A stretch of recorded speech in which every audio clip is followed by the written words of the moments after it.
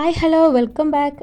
ഇന്ന് ഞാൻ വന്നിട്ടുള്ളത് പച്ചമാങ്ങ വെച്ചിട്ടുള്ള നല്ലൊരു അടിപൊളി ടേസ്റ്റി ആയിട്ടുള്ള റെസിപ്പിയുമായിട്ടാണ്. ചോറിൻ്റെ ഒക്കെ കൂടെ കഴിക്കാൻ പറ്റുന്ന നല്ല ടേസ്റ്റി ആയിട്ടുള്ള ഒരു റെസിപ്പിയാണിത്.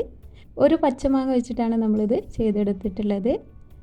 കുട്ടികൾക്കൊക്കെ ഇഷ്ടപ്പെടുന്ന റെസിപ്പി കൂടിയാണ്. അപ്പോൾ ഇതെങ്ങനെ റെഡിയാക്കി എടുക്കുന്നതെന്ന് നോക്കുക. അതിന് മുന്നേ തന്നെ ചാനൽ സബ്സ്ക്രൈബ് ചെയ്യാത്തവരുണ്ടെങ്കിൽ സബ്സ്ക്രൈബ് ചെയ്ത് സപ്പോർട്ട് ചെയ്യാൻ മറക്കരുത്. കൂടെ തന്നെ വീഡിയോ ഇഷ്ടപ്പെട്ടാൽ ലൈക്ക് ചെയ്യാനും കമൻറ്റ് ചെയ്യാനും മറക്കരുത്. അപ്പോൾ നമുക്ക് പെട്ടെന്ന് വീഡിയോയിലേക്ക് പോകാം.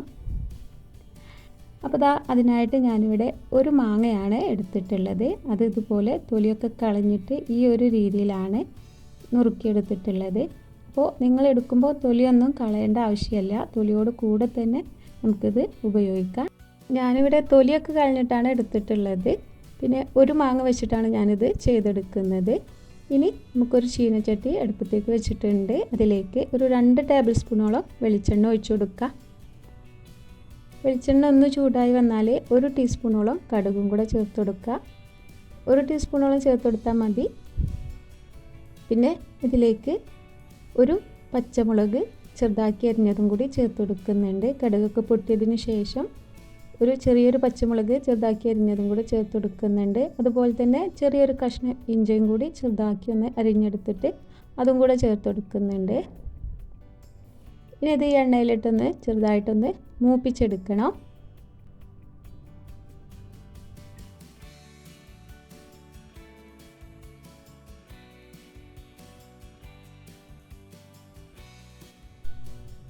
അപ്പോൾ ഇഞ്ചിയും പച്ചമുളകൊക്കെ ഒന്ന് മൂത്ത് വന്നിട്ടുണ്ട്. ഈ സമയത്ത് ഒരു വറ്റൽമുളകും കൂടെ ചേർത്ത് കൊടുക്കുന്നുണ്ട്.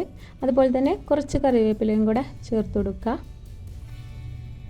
അപ്പോൾ എരിവൊക്കെ നിങ്ങളുടെ അളവിനനുസരിച്ച് എടുക്കുക. നമ്മൾ ഇനി ഇതിലേക്ക് മുളക് പൊടിയും കൂടെ ചേർത്ത് കൊടുക്കുന്നുണ്ട്. ഇനി ഇതിലേക്ക് ഒരു 1/2 ടീസ്പൂണോളം കായപ്പൊടി ചേർത്ത് കൊടുക്കുന്നുണ്ട്. അതും കൂടി ചേർത്തിട്ട് ജസ്റ്റ് ഒന്ന് ചൂടാക്കി എടുക്കുക. ഇനി നമ്മൾ നേരത്തെ നുറുക്കി വെച്ചിട്ടുള്ള മാങ്ങയും കൂടി ഇതിലേക്ക് ചേർത്ത് കൊടുക്കുന്നുണ്ട്.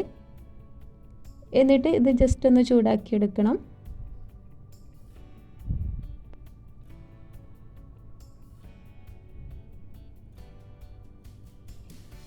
അപ്പോൾ ഇത് ജസ്റ്റ് ഒന്ന് ചൂടായി വന്നിട്ടുണ്ട്. ഇനി ഇതിലേക്ക് പൊടികൾ ചേർത്ത് കൊടുക്കുക. ആദ്യം തന്നെ ഞാനിവിടെ 1 ടീസ്പൂണോളം കാശ്മീരി ചില്ലി പൗഡറാണ് ചേർത്ത് കൊടുത്തിട്ടുള്ളത്. നിങ്ങൾക്ക് സാധാ മുളക് പൊടിയും ചേർത്ത് കൊടുക്കുക. അങ്ങനെ വരുമ്പോൾ ഒരു 1/2 ടീസ്പൂണോളൊക്കെ ചേർത്ത് കൊടുത്താൽ മതി. ഇനി ഇതിലേക്ക് ഒരു 1/4 ടീസ്പൂണോളം മഞ്ഞൾപ്പൊടിയും കൂടി ചേർത്ത് കൊടുക്കുക. എന്നിട്ട് ഇതെല്ലാം കൂടിയിട്ട് എല്ലാ ഭാഗത്തേക്കും എത്തുന്ന രീതിയിലൊന്ന് ഇളക്കി കൊടുക്കുക.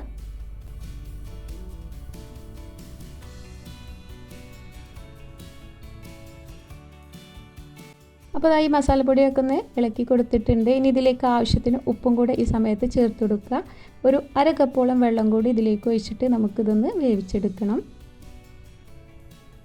ഒരു 1/2 കപ്പോളം മാത്രം ചേർത്ത് കൊടുത്താൽ മതി. ഈ ഒരു മാങ്ങ വെന്ത് കിട്ടാൻ ആവശ്യത്തിനുള്ള വെള്ളം ഒഴിച്ചു കൊടുക്കുക.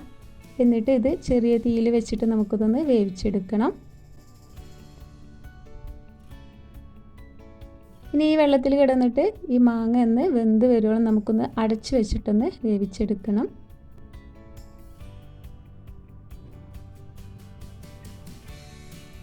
അപ്പോൾ ഞാനിത് അടച്ചു വെച്ചിട്ട് ലോ ഫ്ലെയിമിൽ വെച്ചിട്ടൊന്ന് വേവിച്ചെടുക്കുന്നുണ്ട്. ഒരു 2-3 മിനിറ്റോളം വേവിച്ചെടുത്താൽ മതി. ഇനി ഇടയ്ക്ക് ഇതുപോലെ ഒന്ന് തുറന്ന് നോക്കിയിട്ട് നമുക്കിതൊന്ന് ഇളക്കി കൊടുത്തിട്ട് വേവിച്ചെടുക്കാം.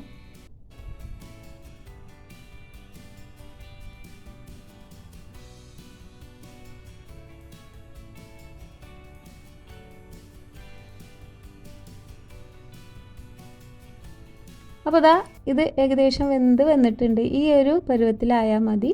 ഒരു ചെറിയ രീതിയിൽ ഉടഞ്ഞു കിട്ടുന്നുണ്ട്. ഈ ഒരു സമയമാകുമ്പോൾ നമുക്കിതിലേക്ക് ഒരു ശർക്കരയുടെ അച്ച് ഉരുക്കി അരിച്ചെടുത്തതാണ്. അതും കൂടി ഇതിലേക്ക് ചേർത്ത് കൊടുക്കുന്നുണ്ട്. അപ്പോൾ ഇതിന് പകരം കല്ലും മണ്ണൊന്നും ഇല്ലാത്ത ശർക്കരയാണെങ്കിൽ 2 ടേബിൾ സ്പൂണോളം ശർക്കരപ്പൊടി ചേർത്ത് കൊടുത്താലും മതി. ഇനി ഈ ശർക്കരപ്പാനിയിൽ നിന്നിട്ട് ഈ ഒരു മാങ്ങയുടെ കഷ്ണങ്ങളൊക്കെ ഈ ശർക്കരപ്പാനി ഇതിലേക്ക് പിടിക്കുന്നത് വരെ ഒന്ന് തിളപ്പിച്ചെടുക്കണം. ആ സമയം കൊണ്ട് ഇത് ചെറിയ രീതിയിൽ ഈ വെള്ളമൊക്കെ ഒന്ന് വറ്റി കിട്ടും. അപ്പോൾ അതുവരെ നമുക്കിതൊന്ന് ഇളക്കിയിട്ട് അടച്ചു വെച്ചിട്ട് ചെറിയ തീയിൽ വെച്ചിട്ട് വേവിച്ചെടുക്കാം.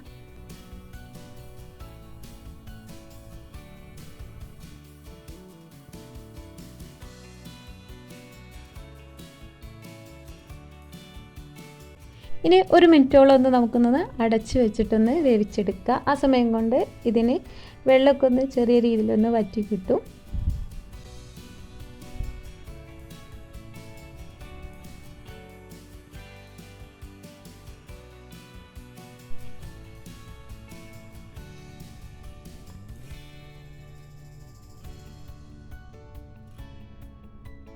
അപ്പോൾ ദാ നമുക്കിത് ഇതിൽ ഇളക്കി കൊടുത്ത് ഇതുപോലെ ഒന്ന് ചെറിയ രീതിയിൽ വെച്ചിട്ടൊന്ന് ഇളക്കി കൊടുത്ത് വേവിച്ചെടുക്കണം. അപ്പോൾ ദാ വെള്ളമൊക്കെ വറ്റി ഈ ഒരു ശർക്കരപ്പാനി മാങ്ങയിലേക്കൊക്കെ പിടിച്ച് വന്നിട്ടുണ്ട്. നല്ല ടേസ്റ്റി ആയിട്ടുള്ളൊരു വിഭവമാണ്.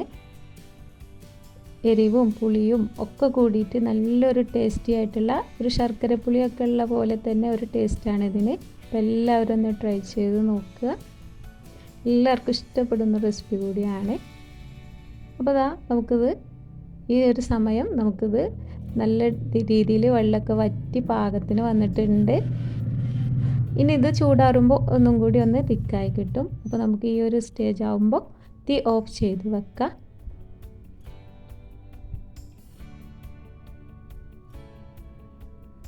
അപ്പോൾ ദാ ഞാനിവിടെ തീ ഓഫ് ചെയ്ത് വെച്ചിട്ടുണ്ട്. ഇത്രയും മതി. ഇനി ഇതൊന്ന് ചൂടാറുന്നത് വരെ നമുക്കൊന്ന് വെയിറ്റ് ചെയ്യാം. ഇനി നമുക്കൊന്ന് ചൂടാറാനായിട്ട് വെയിറ്റ് ചെയ്യാം. അതിനുശേഷം നമുക്കിതൊന്ന് പാത്രത്തിലേക്ക് സെർവ് ചെയ്യാം. അപ്പോൾ ദാ അടിപൊളി ടേസ്റ്റി ആയിട്ടുള്ള വിഭവം ഇവിടെ റെഡി ആയിട്ടുണ്ട്. ഒരു പച്ചമാങ്ങ വെച്ചിട്ടാണ് നമ്മളിത് ചെയ്തെടുത്തിട്ടുള്ളത്. അപ്പോൾ നിങ്ങളെല്ലാവരും ഒന്ന് ട്രൈ ചെയ്ത് നോക്കുക. എല്ലാവർക്കും ഇഷ്ടപ്പെടുന്ന റെസിപ്പിയാണിത്. കറിയൊന്നും ഇല്ലെങ്കിൽ ചോറിൻ്റെ കൂടെ കഴിക്കാൻ ഇത് മാത്രം മതി. നല്ല ടേസ്റ്റി ആയിട്ടുള്ള ഒരു വിഭവമാണ്. എരിവും പുളിയും മധുരമൊക്കെ കൂടിയിട്ട് നല്ല ടേസ്റ്റി ആയിട്ടുള്ള ഒരു ഇഞ്ചിപ്പുളിയുടെ അതേ ടേസ്റ്റ് നൽകുന്ന ഒരു വിഭവമാണ്. എല്ലാവരും ഒന്ന് ട്രൈ ചെയ്ത് നോക്കുക. ട്രൈ ചെയ്ത് നോക്കിയിട്ട് റെസിപ്പി ഇഷ്ടപ്പെട്ടാൽ എന്തായാലും ഒന്ന് കമൻറ്റ് ചെയ്യാനും ലൈക്ക് ചെയ്യാനും ഒന്നും മറക്കരുത്. അതുപോലെ തന്നെ ചാനൽ സബ്സ്ക്രൈബ് ചെയ്യാതെ വീഡിയോ കാണുന്നവരുണ്ടെങ്കിൽ സബ്സ്ക്രൈബ് ചെയ്ത് സപ്പോർട്ട് ചെയ്യാനും മറക്കരുത്. അപ്പോൾ ഇന്നത്തെ ഈ റെസിപ്പി എല്ലാവർക്കും ഇഷ്ടപ്പെട്ടെന്ന് വിചാരിക്കുന്നു. പുതിയ റെസിപ്പിയുമായിട്ട് വീണ്ടും കാണാം. Thank you.